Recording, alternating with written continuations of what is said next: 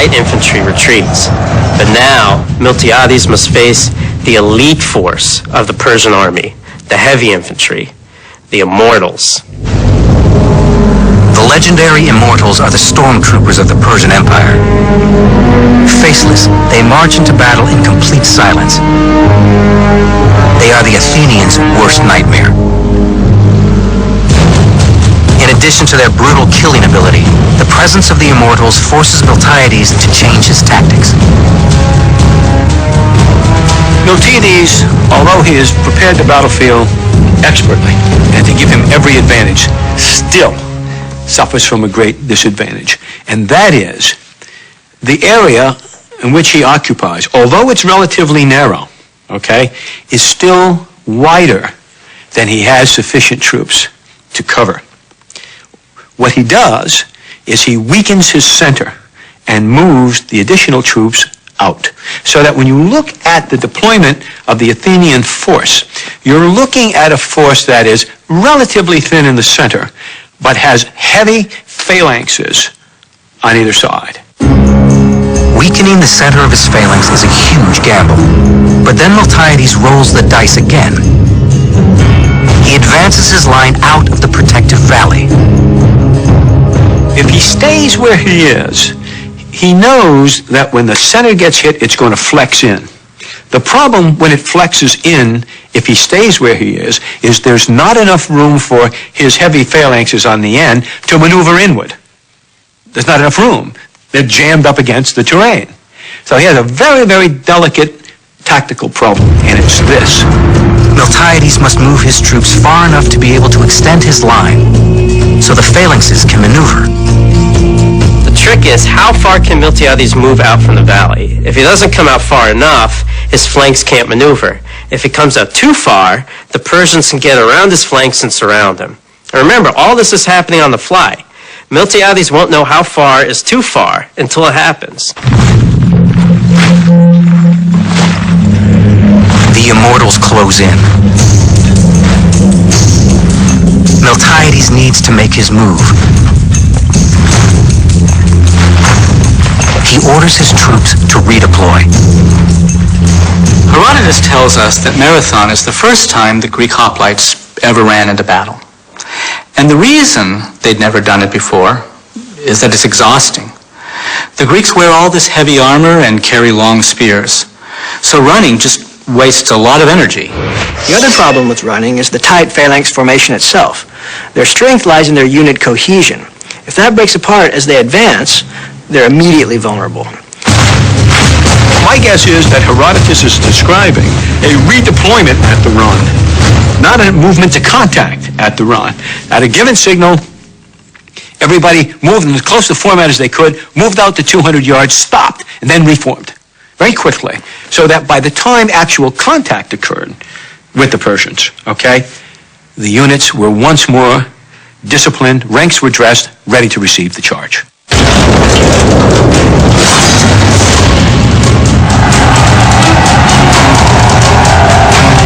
While historians debate many aspects of the Battle of Marathon, most agree about what happens next, an apocalypse of violence.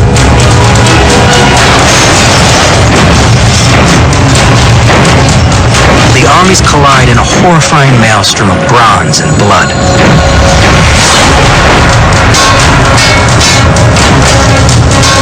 The battle is so intense that some Greeks report crazed visions of ghost warriors who crash through the lines and cut down men at random.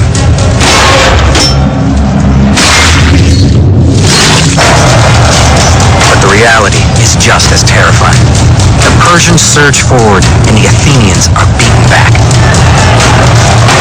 The weak center can't withstand the Persian attack. It's about to break. It's getting pushed back, back, back towards the valley. The hoplite dam is about to burst, and it looks like Athens is doomed.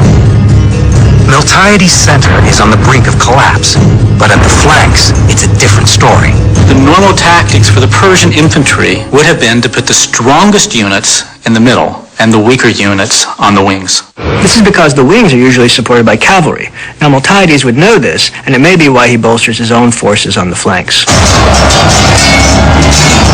With the Persian cavalry rendered ineffective by the terrain, the Athenians are able to chop down the weakened Persian flanks. The center of the Athenian line continues to be pushed back, while the flanks hold strong. And Herodotus tells us that just before the center broke, they were rallied by their officers to find new courage and actually counterattacked.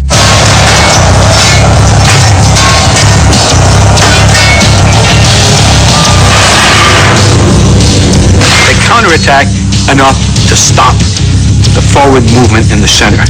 And at that point, the heavy phalanxes on the wings, bang, closed in on the side. Took them in the flanks, literally had them in the V, and literally slaughtered them. In a daring stroke of military brilliance, Miltiades has completely turned the tables on the Persians.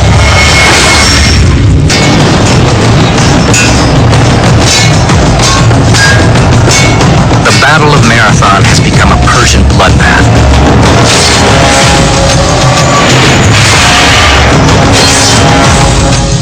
While keeping his flanks anchored, the Athenian general Miltiades has pulled the center of his line back, drawing the Persian infantry into a death trap.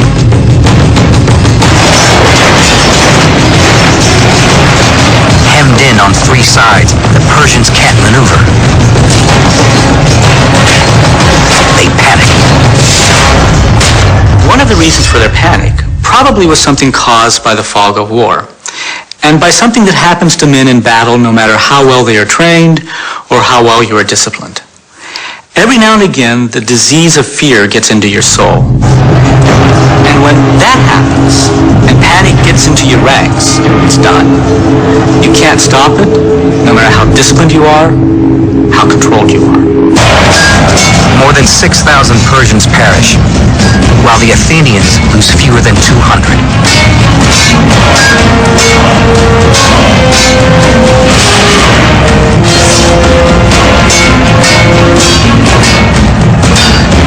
Among the Athenian dead, however, is Callimachus, whose tie-breaking vote pushed the Athenians into battle.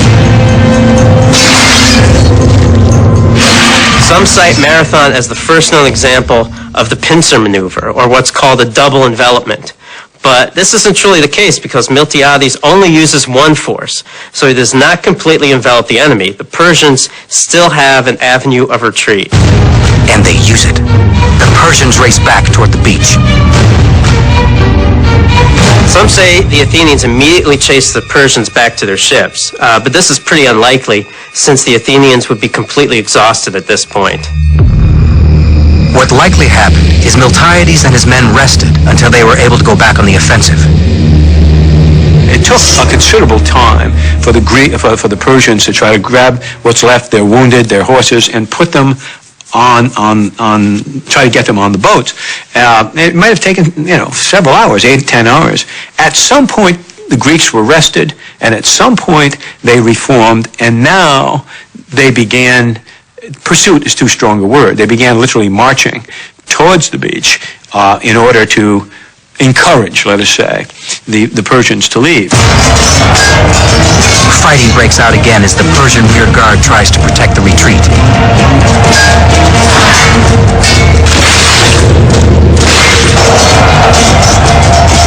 Athenians butcher them and capture 7 of the fleeting boats.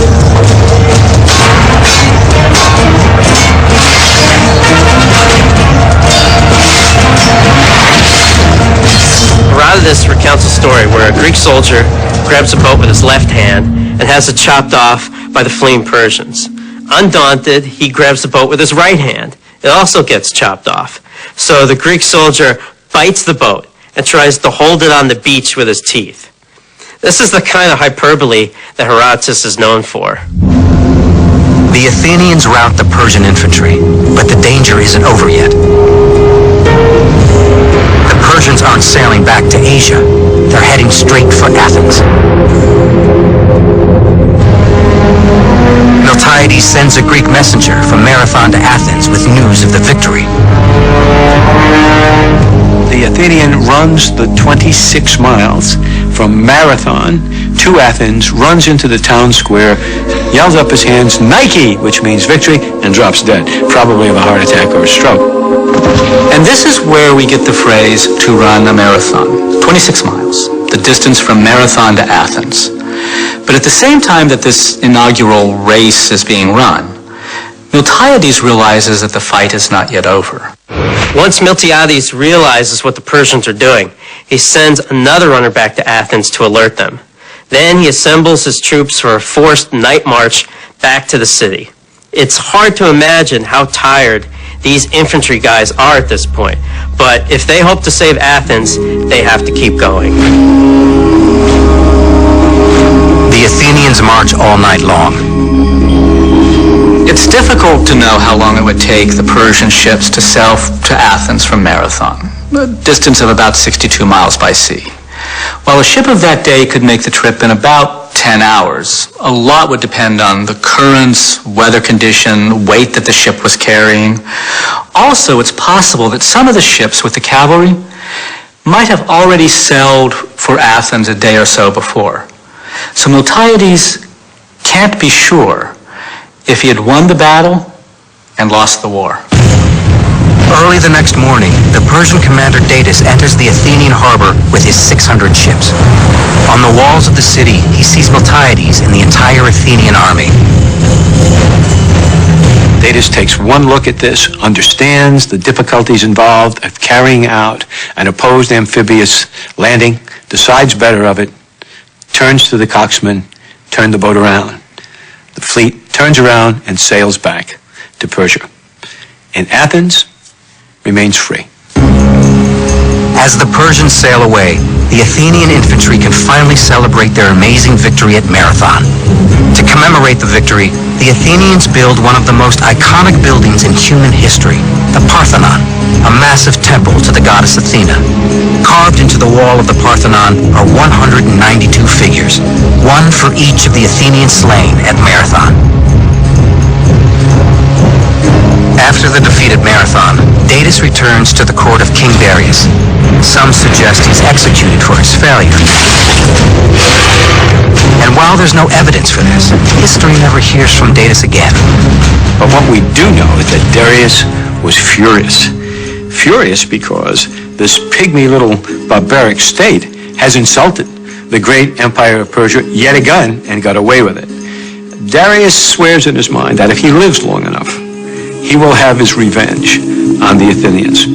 As it turns out, of course, he doesn't live long enough.